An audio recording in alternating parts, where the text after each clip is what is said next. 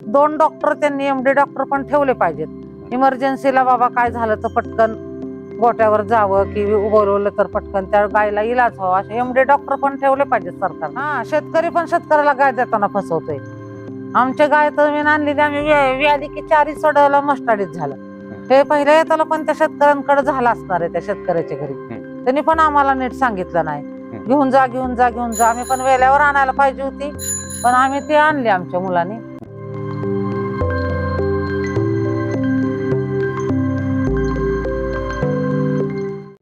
मी अनिता राजेंद्र जाधव, जाचक वस्ती. गाय गेल्यापासून आम्हाला म्हणजे इतकं नाराज आहे आम्ही. जवळजवळ 1.25 लाखाला गाय मागितली होती तरी आम्ही ती दिली नाही.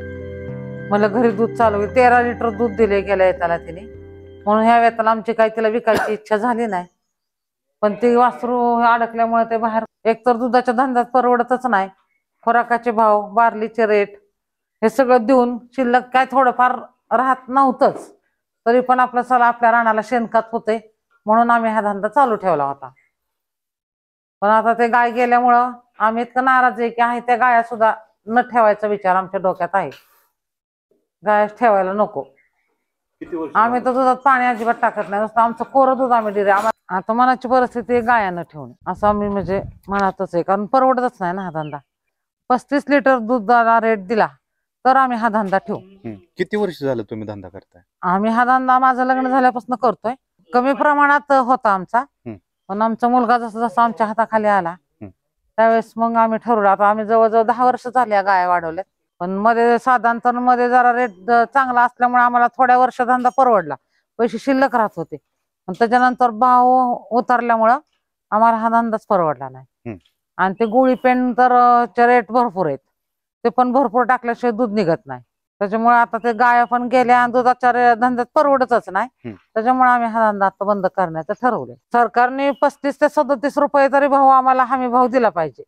40 दिला तर चांगलंच आहे, कारण शेतीला जोडधंदा म्हणून हा धंदा आम्हाला घर बसल्या बरा वाटत होता. ज्यावेळेस 35-38 रुपये दर होता त्यावेळेस कसा परवडत होता व्यवसाय तुम्हाला? आम्हाला चांगलं, महिन्याला आम्हाला 25-1 हजार रुपये शिल्लक राहत होते. आम्हाला 15-16 गायत 25,000 नेट आम्हाला महिना शिल्लक राहत होता.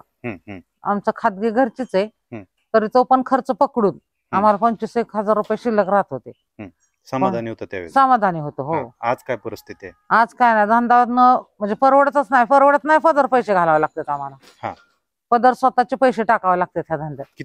किती दिवस झाला असं चाललंय? असं आता जवळजवळ वर्ष झालं की. वर्ष होत म्हणजे पैसे होते ते सगळे संपले. त्या आजारपणाला तर 2 गाया गेल्यामुळे त्या आजारपणाला गेले. त्याच्यामुळे आता 1-2 गाया आणि 2 म्हशी असं ठेवण्याचा विचार आहे. बाकीच्या गाया ठेवू का न ठेवू असंच चाललंय, विकायचंच चाललंय. म्हणजे की आपली मेहनत तर ती वेगळाच विषय. हा, तो वेगळाच.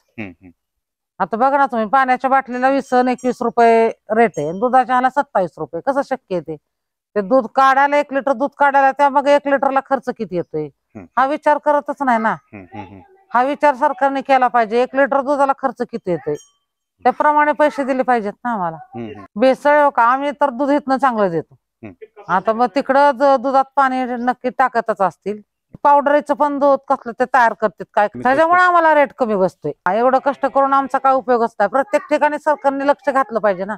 मिसळ किती होती, शेतकऱ्यांकडनं दूध किती येते, ते दूध वाढतंय किती, ते सगळं हे करून म्हणजे शेतकरी कष्ट करणारा मरतोय आणि न कष्ट करणारा मोठा होतोय.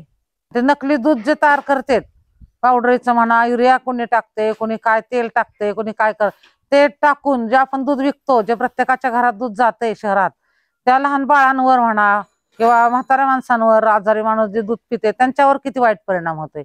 ह्याच्यासाठी शेतकऱ्यांनी प्रत्येक ह्याच्यावर असं हे घातलं पाहिजे. अचानक येऊन पकडली पाहिजेत ही लोक.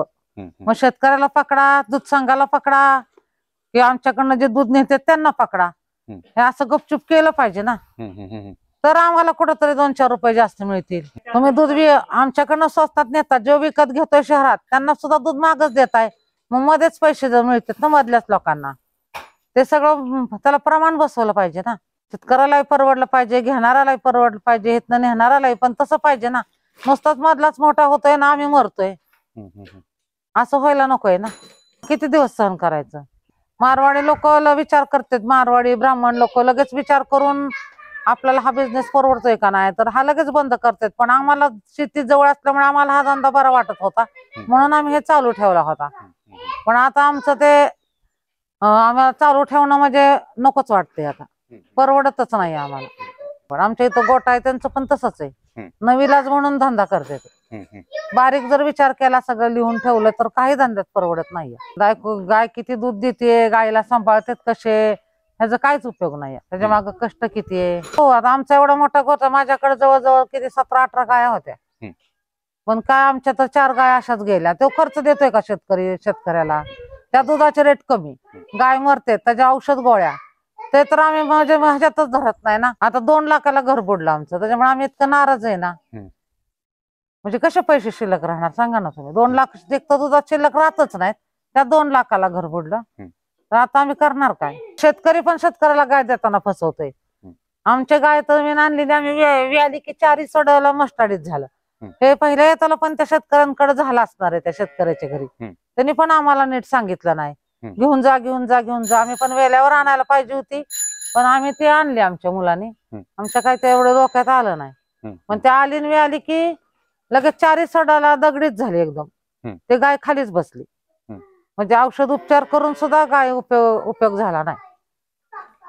आणि प्रत्येक खेडेगावात असे प्रत्येक म्हणजे तालुक्या गणेश किंवा तालुक्याच्या ठिकाणी अशा 2 गायात 2 डॉक्टर, त्यांनी MD डॉक्टर पण ठेवले पाहिजेत. इमर्जन्सीला बाबा काय झालं तर पटकन गोट्यावर जावं की बोलवलं तर पटकन त्या गायला इलाज व्हावा, असे MD डॉक्टर पण ठेवले पाहिजेत सरकारने. तर मग आम्हाला पण त्याचं म्हणजे वाचवू शकू ना आम्ही गाया. काहीच करू शकत नाही सरकार, म्हणजे शेतकऱ्यांसाठी काहीच करू शकत नाही. दुधाचे धंदे लोक आपोआप बंद झाले ना, मग शेतकऱ्यांचे डोळे उघडतील. हळूहळू सगळं दूध शेतकरी बंदच कर, नाही परवडल्यावर कोण चालू ठेवणार आहे? आज सध्या 27-28 रुपये रेट दिलाय, कसं परवडेल? कधीच नाही परवडणार नाही धंदा. त्याच्यामुळे शेतकरी हळूहळू गाय पाळाव का न पाळाव हा सुद्धा विचार करायला लागले.